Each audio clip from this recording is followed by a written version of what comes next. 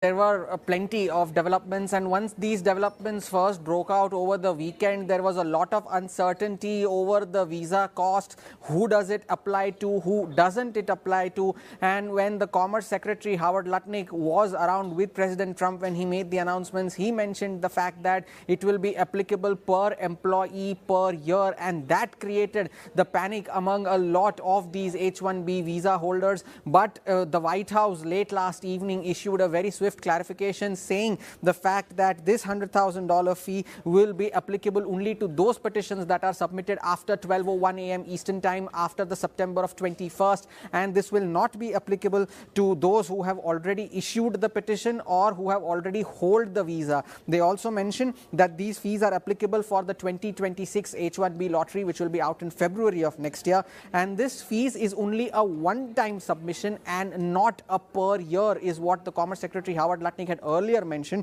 And the new rules also do not prevent any holder of the current H-1B visa to not travel outside the United States. And the White House has also mentioned that these will also not be applicable to those who want to renew their existing visas. So this may have made it very clear that it will be applicable only to those who will be filing fresh petitions from today onwards, and also for those who will be part of the February 2026 lottery. The White House has also mentioned that additional reforms are currently being discussed and will be announced in the coming months. So as of now, the big Indian IT companies, the impact of that will be in focus going into today's trading session. But a lot of the smaller IT companies do have shared their opinions as to how that would impact their own business. And Hormaz, what are these companies saying about how it might impact their business? Because the belief is that it's going to impact the U.S. tech companies that rely on Indian talent more. But is there going to be some blowback that they'll have to brace for?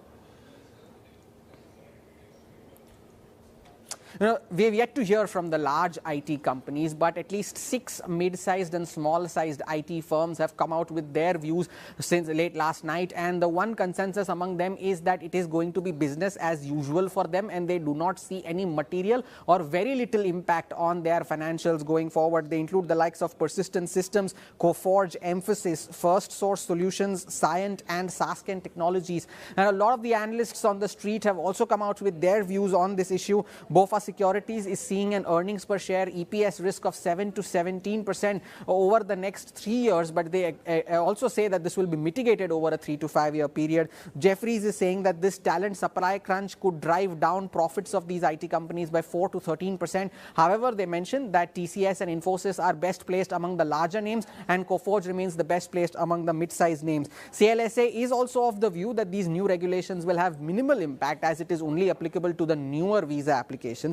They mentioned that LTI Mindtree and Persistent Systems are the 2 companies that could see the maximum impact. And lastly, Nomura is of the view that any sharp fall, in case you do see one in these IT companies in today's session, will be a good opportunity to accumulate these names. And at a worst case scenario, they see a 10 to 100 basis points impact on the margins of these IT companies. And Infosys, Cognizant, and Coforge feature among their top picks. So mid-sized IT says no significant impact. We are yet to hear from the larger names.